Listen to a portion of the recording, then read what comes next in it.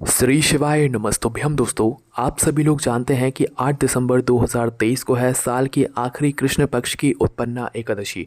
और दोस्तों ये उत्पन्ना जो एकादशी है इसका बहुत ही बड़ा विशेष और महत्व होता है। और दोस्तों आज की इस वीडियो में हम आप लोगों को इस कृष्ण पक्ष की उत्पन्ना एकादशी और इस साल की आखिरी एकादशी के दिन किए जाने वाले कुछ ऐसे विशेष उपाय बताएंगे जिन उपाय को अगर आप लोग करते हैं तो आपके जीवन से निश्चित ही सारी दुख और समस्याएं दूर होंगी, आपकी मनोकामना भी पूर्ण होगी, साथ ही में आप जो चाहेंगे आपको वो भी ज़रूर प्राप्त होगा। उससे पहले दोस्तों हम आप लोगों को इस साल की आखिरी उत्पन्ना एकादशी के दिन किए जाने वाले कुछ नियमों के बारे में बता देते हैं जिनका आप लोगों को इस दिन ज़रूर पालन करना चाहिए, क्योंकि अगर आप ऐसा नहीं करते हैं तो आपको जो है आपके ऊपर भगवान का आशीर्वाद नहीं हो सकता। तो दोस्तों जैसा कि आप सभी लोग जानते हैं कि कोई भी एकादशी हो तो उस दिन हमें चावल का जो है भूल कर भी जो है मतलब सेवन नहीं करना चाहिए। तो इस दिन कोशिश करें कि आप लोग जो है चावल अपने घर में ना बनाएं, कोशिश नहीं करना है, यहाँ पर बनते ही नहीं है और सभी लोगों को ये नियम ज़रूर मालूम होगा, है ना।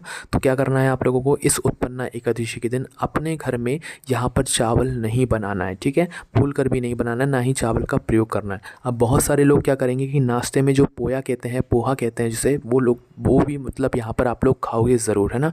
तो यहाँ पर हम आपको बता दें वो भी कहीं ना कहीं उसमें भी कहीं ना कहीं चावल का भाग होता है। तो अपने घर में जो पोहा होता है वो भी नाश्ते के रूप में इस दिन ना बनाएं और किसी भी एकादशी को ना बनाएं, इस बात का आपको ध्यान रखना है। और इस दिन आप लोग किसी से भी अपशब्द ना बोलें, किसी से भी झूठ ना बोलें या किसी भी तरह का जो है जीव जंतु को जो है आप लोग ना मारें, है ना। गलती से भी अनजाने में कोशिश करें आपसे ऐसा पाप ना हो इस उत्पन्ना एकादशी का, क्योंकि उत्पन्ना एकादशी का एक अलग और बड़ा महत्व होता है। तो चलिए दोस्तों ये तो हो गए कुछ नियम, और अब हम बात करते हैं इस दिन किए जाने वाले कुछ विशेष उपायों के बारे में जो कि आप लोगों को इस दिन ज़रूर करना है। तो दोस्तों सबसे पहला जो आपको उपाय करना है इस दिन वो आप लोग सुन लीजिए। तो इस उपाय को आपको कब करना है, जब आपके घर में पैसा रुक ना रहा हो। पैसा आपके घर में आता है पर पैसा रुकता नहीं है, पैसा खर्च बहुत होता है ना। तो धन से जुड़ी हुई अगर आपके घर में समस्या है तो आप लोगों को सबसे पहले ये वाला उपाय इस उत्पन्ना एकादशी के दिन ज़रूर करना है, ठीक है। उत्पन्ना एकादशी से आप नाम से ही समझ रहे होंगे कि यहाँ पर ये एकादशी उत्पन्न करती है, मतलब अगर आप लोग चाहते हैं कि आपके घर में सुख समृद्धि बढ़े और ऐश्वर्य बढ़े तो भाई आप लोगों को इस दिन जो है कुछ विशेष चीज़ों का जो है यहाँ पर दान ज़रूर करना चाहिए और नियमों का पालन भी करना चाहिए और ये वाला उपाय भी ज़रूर करना चाहिए। तो करना क्या है दोस्तों, इस दिन आप लोगों को एक लोटा जल लेना है। उस एक लोटे जल के अंदर कौन सा जल लेना है, वो सिर्फ आपको गंगा जल लेना है, सादा जल नहीं लेना है ना। एक लोटा आपने लिया, जितना आपके पास गंगा जल हो, जितनी मात्रा में आप लोग ले सकते हो उतना गंगा जल आप उस लोटे के अंदर डाल लो, ठीक है। सिर्फ और सिर्फ गंगा जल होगा, उसके अलावा कोई और जल नहीं होगा। आपके घर में वो गंगा जल होना चाहिए, किसी और के घर से आपको गंगा जल लाकर उपाय नहीं करना है ना। तो गंगा जल लाना है, उस गंगा जल के अंदर या उस लोटे के अंदर आपको गंगा जल डालने के बाद कितनी बेलपत्र डालनी है, 7 बेलपत्र डालनी है। कितनी, 7, है ना। तो 7 बेलपत्र अच्छी वाली लेकर आ जाइएगा और 7 बेलपत्र तोड़कर लाकर अपने उस जलपात्र के अंदर डाल लीजिएगा, ठीक है। यहाँ पर आपने अपनी 7 बेलपत्र उस गंगा के जल के अंदर डाल ली। अब आपको प्रातःकाल सुबह सुबह इस उत्पन्ना एकादशी के दिन भगवान शिव जी के मंदिर पहुँचना है। भगवान शिव जी के मंदिर जैसे ही पहुँचो तो सीधा आपको भगवान शिव जी के पास नहीं जाना है, नंदी बाबा के पास में आकर रुक जाना है। अब आपके पात्र में 7 बेलपत्री हैं और गंगा का जल है, तो सिर्फ और सिर्फ गंगा का जल आपको नंदी बाबा के दोनों चरणों पर समर्पित कर देना है। बाकी जो 7 बेलपत्र हैं वो आपको अपने जल पात्र में ही रखे रहना है ना। तो आपको क्या करना है कि आपको गंगा जल को जो है वहीं के वहीं जो है रखे रहना है, उसका कुछ भी नहीं करना है। मतलब गंगा जल को आपको नंदी बाबा के दोनों चरणों पर समर्पित कर देना है। 7 बेलपत्र को लेकर भगवान शिव जी की शिवलिंग के पास में आना है। सातों बेलपत्र को एक एक करके भगवान शिव जी पर आपको समर्पित कर देना है। समर्पित करने के बाद भगवान से प्रार्थना कर लेना है, अपने घर में जो भी धन से जुड़ी हुई समस्या चल रही हो, पैसों से जुड़ी हुई समस्या चल रही हो, कोई आपका पैसा लेकर चला गया हो, वापस ना कर रहा हो, तो ये सभी जो मनोकामना हो वो आप भगवान शिव जी से उपाय करने के बाद बोल दीजिएगा, आपका वह काम ज़रूर पूरा हो ही जाएगा या आपका गया हुआ पैसा भी वापस आएगा और घर में पैसा भी रुकना चालू हो जाएगा, है ना। उसके बाद में दोस्तों अब हम बात करते हैं एक अगले उपाय के बारे में, जिस उपाय को करने से दोस्तों आपके घर में जो भी जिस भी व्यक्ति की या जिस भी मतलब व्यक्ति की जो भी मनोकामना होगी वो पूर्ण होगी। ये उपाय सिर्फ मनोकामना पूर्ति का है, इस बात का आप लोगों को यहाँ पर ध्यान रखना है। अब इस उपाय में क्या करना है वो आप लोग ध्यान से सुनो।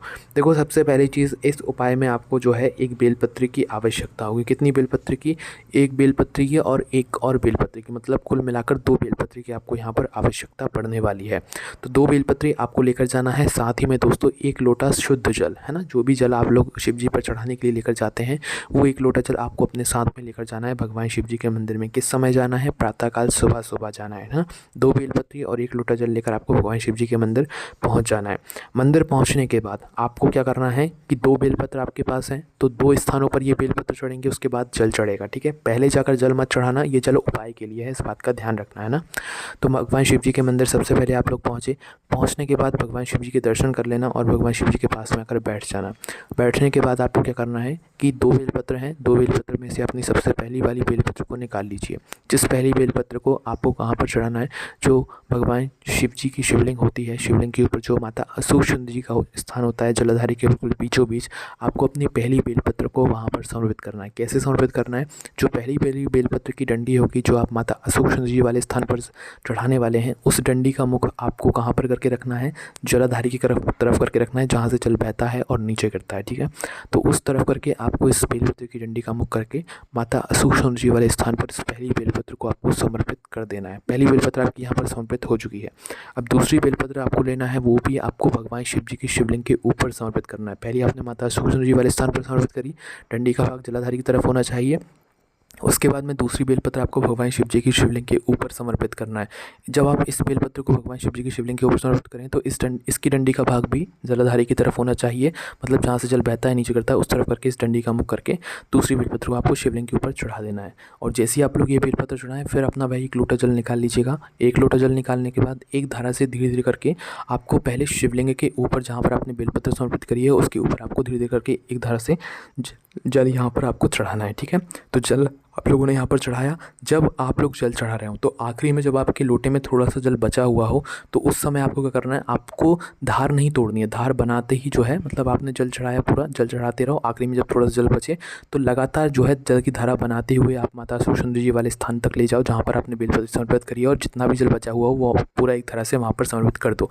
आपकी जल की धार टूटनी नहीं चाहिए। शिव जी की शिवलिंग से होते हुए आपको जलाधारी पर पहुँच जाना है। और फिर जैसे आपका उपाय हो जाए, भगवान से अपनी मनोकामना जो भी हो वो बोल देना है। जो भी आपके जीवन में दुख और समस्या चल रही है वो बोल देना है।